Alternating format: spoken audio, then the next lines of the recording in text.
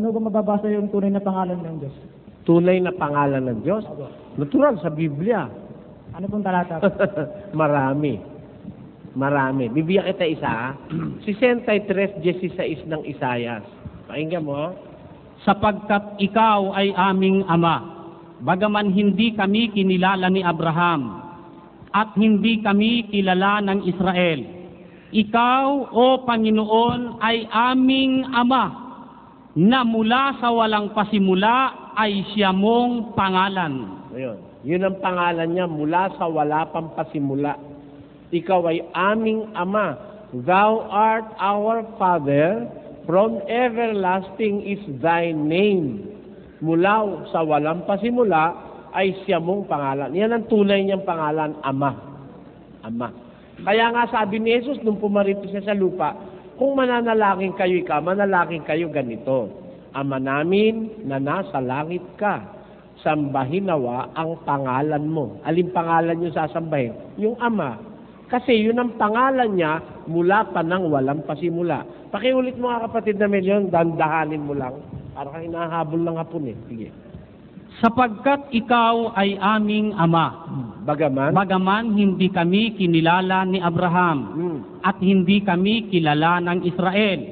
Ikaw, O Panginoon, ay aming Ama, na mula sa walang pasimula ay siya mong pangalan. From everlasting is thy name. Ikaw ay aming Ama, aming manulubos, na mula sa walang pasimula. Ibig sabihin, hindi pa siya gumagawa ng langit at saka ng lupa. Tawag sa kanya ay Ama na. Ayun. Kaya yun ang tunay niyang pangalan. Salamat din. Yun. Huwag kayong paloloko dun sa nagsasabi na ang pangalan daw ng Diyos, Jehovah. Hindi totoo yun. Yung Jehovah, lumabas lang yun nung 1400 taon ng ating panahon. 14th century, Anno Domini. Inimbento lang yung salitang Jehovah ng mga Masoretes na nag-translate ng Biblia from Latin to English. Pakinggan nyo, ha? Babasahin natin itong paliwanag ng saksi ni Jehovah. Hindi ito iho, yung nasa nangangatwiran mula sa kasulatan. Inaamin ng Jehovah's Witnesses, di naman talaga pangalan ng Diyos yung Jehovah eh.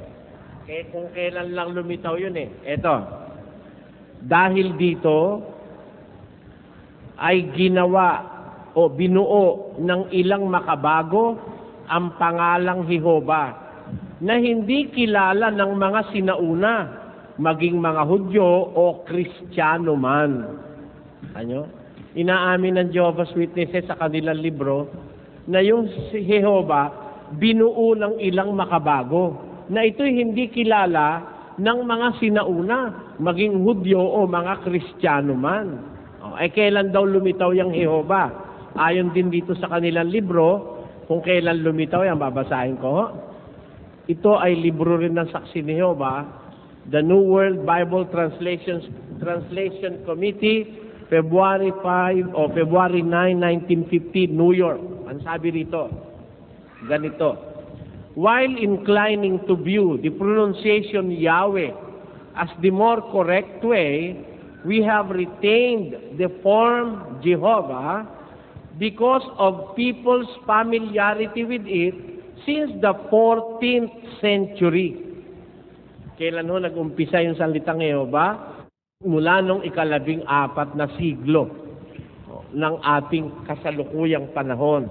Kaya 14 na daang taon nang nakakaraan, mangaral si Kristo, noon pa lang lumitaw ang salitang Jehovah. Kaya hindi po galing yan kay Kristo, hindi rin galing yan sa mga apostol, galing po yan sa mga Masoretes. Pakinggan nyo kung saan ang galing yung salitang Jehovah. Ayon sa paliwanag ng nag-translate ng Biblia.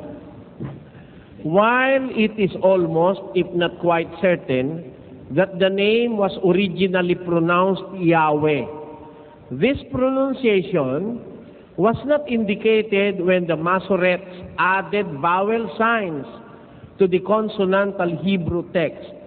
To the 4 letters consonants YHWH of the name, which had come to be regarded as too sacred to be pronounced, they attached vowel signs indicating that in its place should be read the Hebrew word Adonai, meaning Lord, or Elohim, meaning God. The ancient Greek translators substituted the word Kyrios for the name. The Vulgate likewise used the Latin word Dominus. The form Jehovah is of late medieval origin. It is a combination of the consonants of the divine name and the vowels attached to it by the Masoretes, but belonging to an entirely different word. The sound of Y is represented by J and the sound of W by V, as in Latin. For two reasons, the committee had returned to the more familiar usage of the King James Version. The word Jehovah does not accurately represent any form of the name ever used in Hebrew. Yan po ang paliwanag ng nag-translate ng Biblia. That the name Jehovah does not accurately represent any form in the original Hebrew text.